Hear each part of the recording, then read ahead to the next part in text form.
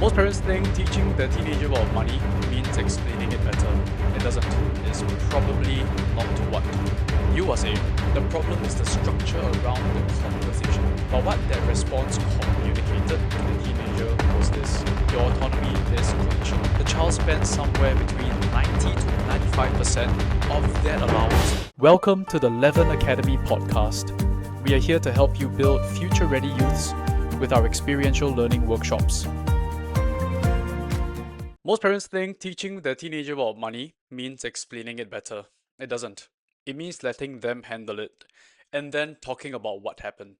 If you have been having the same money conversation with your teenager and noticing not much is changing, I want to suggest that the problem is probably not what you are saying. The problem is the structure around the conversation. Today, I want to walk you through a three-part framework: responsibility, reflection, and consequence, that will help you move from telling your teenager about money to actually training their financial judgment. After more than 20 years working with schools and families across Singapore, I can tell you that the most financially capable young adults I have seen didn't come from homes where money was explained constantly. They came from homes where money was handled carefully, incrementally, and with a conversation attached. I want to share something I observed during one of our Leaven Academy workshops. We put students or participants through a scenario using play money, real decisions, real trade-offs, just a safe environment to make the decisions in. During one segment, I was actively promoting some very frivolous items for them to purchase, and some students actually bought them. Now, I had no idea at the time why they made those choices. I asked, not in an accusatory manner, but I was very genuine. What was going through their mind when they decided to buy those items? Something interesting happened. Because the question came without judgment, the students actually thought through it. The students actually thought about it.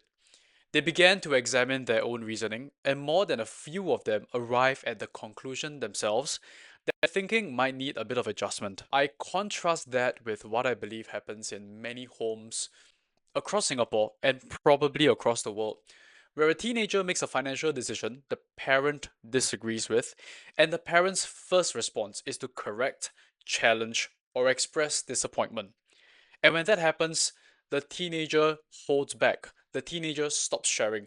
They stop bringing their financial decisions into the open. And the very conversations that could help build financial judgment quietly disappears. Is the money conversation in your home mostly one directional? Or is it a genuine two-way analysis of what happened and why? This video is specifically for parents of teenagers, secondary school age and above. That's roughly about 13 years old to 19 years old.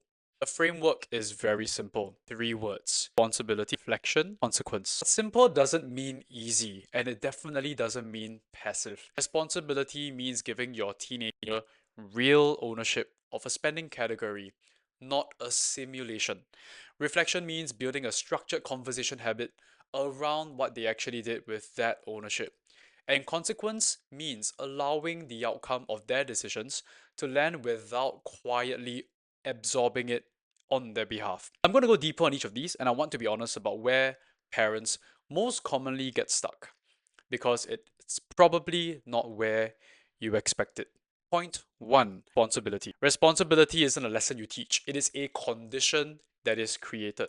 It is an important distinction I want to draw over here, and I think it would be uncomfortable for some parents to hear. There is a difference between giving your teenager responsibility and giving your teenager supervised permission. They look quite identical from the outside, but they produce completely different outcomes.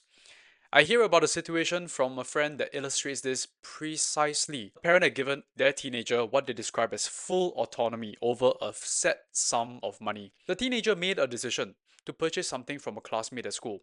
A very straightforward transaction between two young people. And the parent's response was to go directly to the principal and demand that the money be returned, refunded. Now, I'm not here to judge that parent. That instinct came from a place of care, and I get it completely. But what that response communicated to the teenager was this: your autonomy is conditional. The moment your decision becomes uncomfortable for me, the parent, I will reverse it. And that is the operating reality that what the teenager is being trained for is not responsibility. It is the appearance of responsibility within invisible guardrails. Genuine responsibility requires genuine exposure to the outcome. That is not harsh parenting, that is honest parenting. Here is the practical step. Identify one spending category your teenager already has exposure to: transport, food, social activities. Set a realistic monthly budget, obviously within your comfort and within your child's ability. Hand it over formally. Tell them it is theirs to manage, and then do not top it up mid month. At the end of the month, sit down together. Not to evaluate the performance of your teenager, but to ask, hey, what did you observe? Are you giving your teenager responsibility, or the responsibility, the appearance of responsibility, while quietly holding that safety net in place? Number two, reflection. Reflection is what turns an experience into a lesson. Without it, a teenager can go through 100,000 decisions, financial decisions, and learn almost nothing. I want to describe a moment from one of our workshops that has stayed with me for a really long time. A group of students were working through a task. They had to make decisions, and the decisions were made to navigate through a challenge. And at some point, they got stuck. They put up their hands, they called out to me, and I went over to help. But I didn't give them the answer. I instead asked them a question. Are there tools or resources at your disposal that you're not using or haven't considered? That was it, that single question, and I watched them go back to the task and find their own way forward to resolve that challenge. They had resources available to them all along, but had not thought to apply those resources. The moment they solved it themselves, something shifted. They owned the insight in a way that they never would have if I had simply told them what to do. I didn't spoon feed them. This is what reflection does. It creates the condition for self-correction, which is the only correction that does stick for life. Most parents I speak with skip reflection, not because they don't value it, but because they're not sure what it sounds like in practice. It is not a debrief where you give the correct answer. It is genuine curiosity. What happened this month? What did you notice?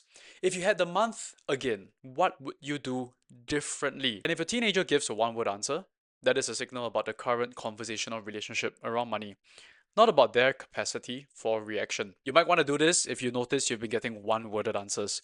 Try sharing your own reflection first and tell them about a financial decision you made recently that you're not entirely sure was. Model the behavior you're hoping to draw out of them. So set a monthly money conversation. Pick a low pressure question. Ask one or two open questions and listen more than you speak. I know it's difficult. You have to try. You have to do it. A teenager who can only articulate why they made a financial decision, even a poor one, is already ahead of most adults. Point number three, consequence. It is not a punishment, it is data, and it is the most honest teacher your teenager will ever have. A parent once shared something with me that I think about often. Their child had been given a monthly allowance with full autonomy how it was going to be spent. In a week of one particular month, the child spent somewhere between 90 to 95% of that allowance. Very shocking. All of it, essentially, almost gone, with 3 weeks still remaining. That parent's instinct, like most of us, was to step in, but that parent held back. They told their child plainly, you made the decision, you will need to live with that consequence. No top up, no quiet resolution. The child just had to navigate the rest of that month with essentially nothing. Missed social activities, real discomfort, real adjustment. And what happened after that month is the part that I find genuinely remarkable. The child didn't just become more cautious with the subsequent month spending. That child began to become more independent, and without being prompted, two, that child set aside a portion of their allowance every month to create what was essentially called a emergency fund. And alongside that, they also ring-fence a separate amount of money specifically for enjoyment, guilt-free spending money, deliberately allocated. Now, I want to pause over here on that moment because I think it deserves to be named clearly. That child independently arrived at that mature result. I want to pause on that for a moment because I think it deserves to be named clearly. That child arrived independently at one of the most mature approaches to personal finance that I personally know of. separating needs, emergency reserves, and intentional enjoyment into distinct categories with zero lesson. I need to add that no worksheet, no teaching on their own. Because a consequence was allowed to land and a real month of experience did that teaching. I will be transparent here. My own default many years ago was the complete opposite. I would save everything I could, spend as little as possible, treat enjoyment as something that I only earn after everything else was secured.